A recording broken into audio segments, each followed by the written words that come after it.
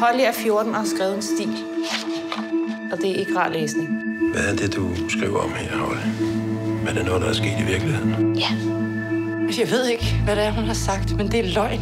Hvem er ham, der gør de her ting? Det er min stedfar. Hvis du har slået dem, så er det nu, du skal sige det. Det har jeg ikke. Det er rigtig vigtigt, at alt, hvad du siger herinde, det er sandt.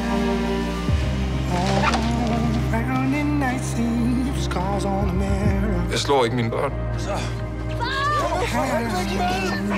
Du har 2 voldsdomme. Vi er en familie, Holly. Du er nødt til at trække den stil tilbage.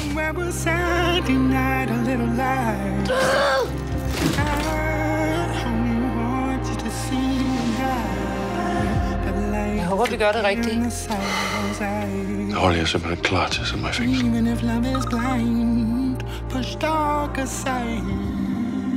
Hun smadrer den her familie.